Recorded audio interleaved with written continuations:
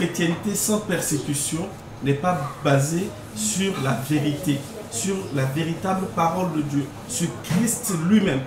Alors, des chrétiens tranquilles, des chrétiens sans problème, ne sont pas réellement des chrétiens nés de nouveau, vivant la parole de Dieu et espérant même annoncer la vérité.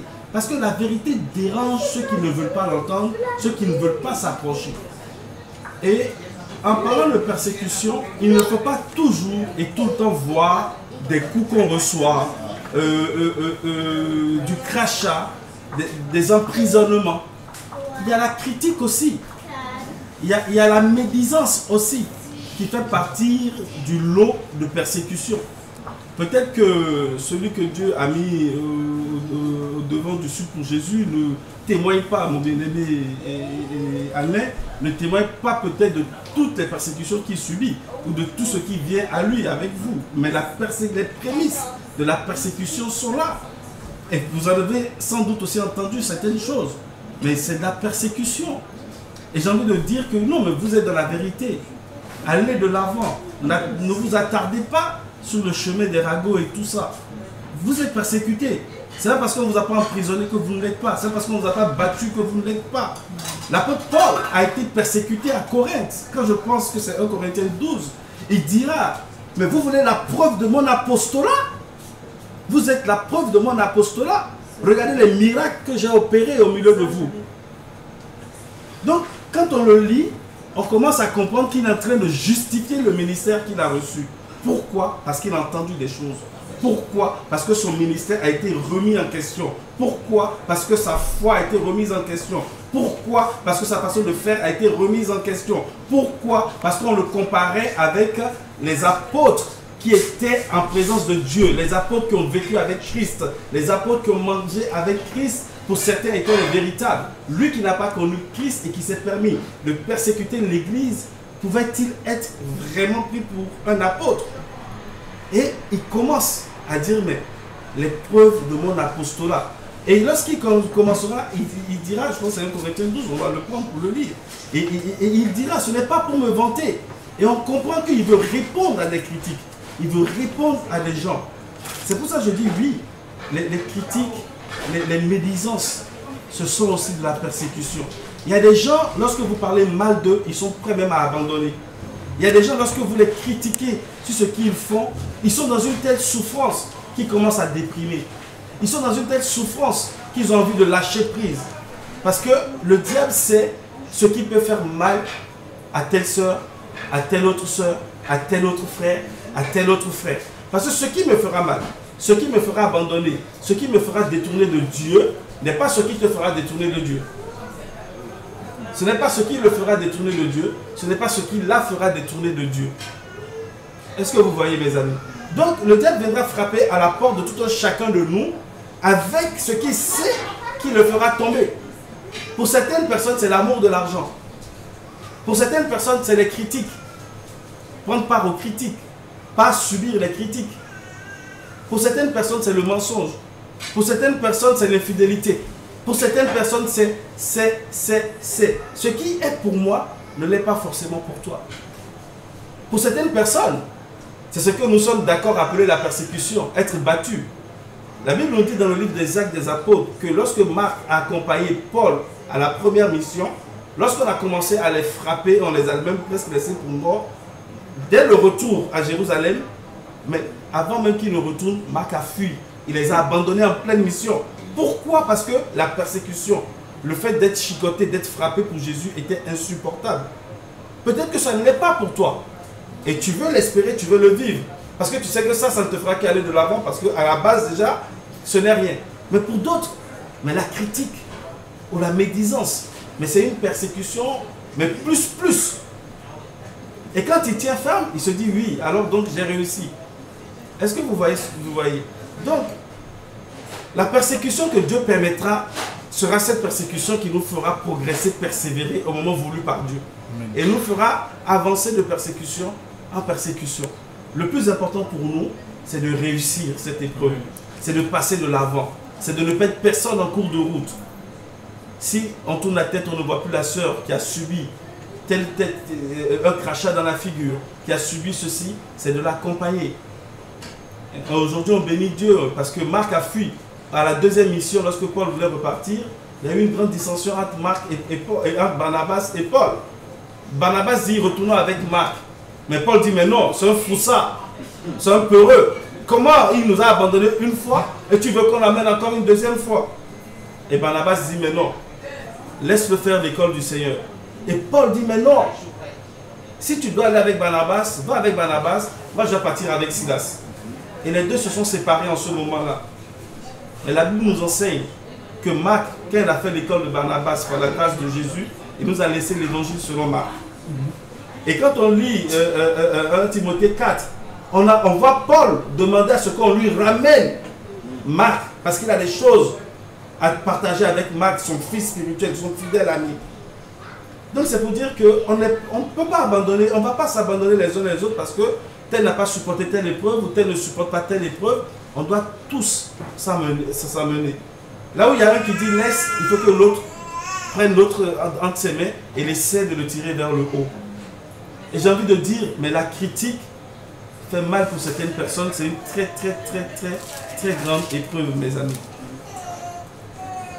C'est une très grande épreuve. À chaque fois que nous vivrons peut-être une persécution, que nous en sortons victorieux. Paul dira, certes, il ne me convient pas de me glorifier, car j'en viendrai jusqu'aux visions et aux révélations du Seigneur. Je connais un homme en Christ, il y a 14 ans passés. Si ce fut en ce corps, je ne sais. Si ce fut hors du corps, je ne sais. Dieu le sait, qui a été ravi jusqu'au 3e ciel.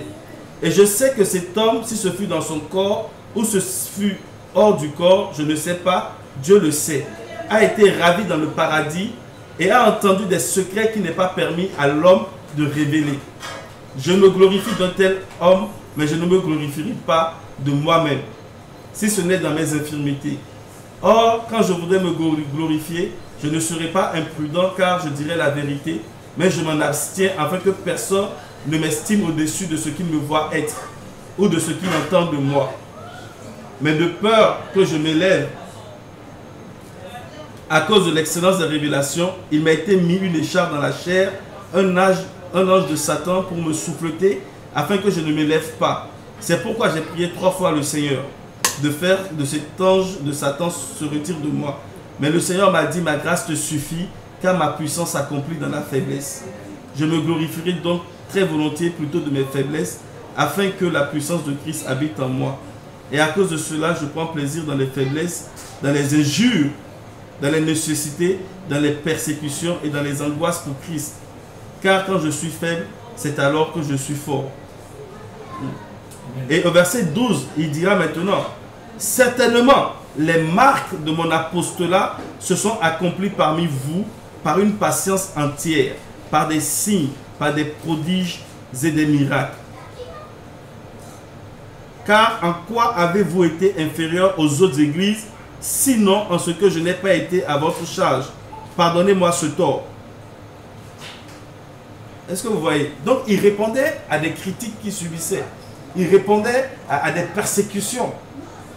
Et il ira même plus loin en se comparant, en leur demandant, mais en quoi Paul, en quoi moi Paul apôtre, je suis différent de Pierre apôtre? Et il leur dira, mais est-ce que c'est parce qu'eux ils ont vu Jésus, ils ont mangé avec Jésus, que moi je dois être inférieur à eux? Et il dira, mais si tel est le cas, que devez-vous dire de quelqu'un que Christ a enlevé jusqu'au 3e ciel, à qui même il empêche de donner des révélations? Il dira, j'ai vu Christ, moi j'ai été appelé apôtre par Christ en personne. Mais nous ne sommes pas là pour nous comparer les uns aux autres, leur dira-t-il. Si vous voulez les preuves de mon ministère, ils sont parmi vous. Vous êtes nés de moi. Voici les signes que j'ai opérés. Voici les prodiges que j'ai opérés. Pour que Paul commence à parler comme ça, c'est qu'il a entendu des choses qui lui ont fait très mal et qui avaient besoin d'une réponse. Et quand il commence 2 Corinthiens 12, il dit ce n'est pas pour se glorifier qu'il commence à parler comme ça. Ce n'est pas pour se montrer qu'il commence à parler comme ça. Mais c'est parce que la situation nécessitait un droit de réponse. Donc mes amis, soyons forts. Même lorsque la critique viendra. Même lorsque la médisance viendra. Parce que le but de Satan, il sait que si tu entends ça, tu vas abandonner. Va de l'avant, ma soeur. Mon frère, allons de l'avant. Finissons ce que Dieu a commencé avec nous. Lorsque nous serons chicotés, allons de l'avant. Lorsque nous serons enfermés, espérons en Dieu, celui-là qui envoie des anges pour ouvrir les prisons, pour que Pierre sorte de sa prison. Celui-là qui touche le cœur des geôliers, pour que les geôliers eux-mêmes ouvrent la prison, pour qu'eux-mêmes deviennent convertis. Amen.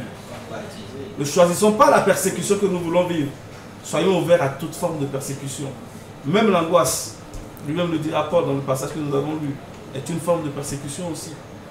Mais Dieu nous en délivrera, nous serons toujours victorieux. Et nous sommes dans la vérité, mes amis. Vous êtes dans la vérité. Je vous assure, moi j'ai entendu des choses.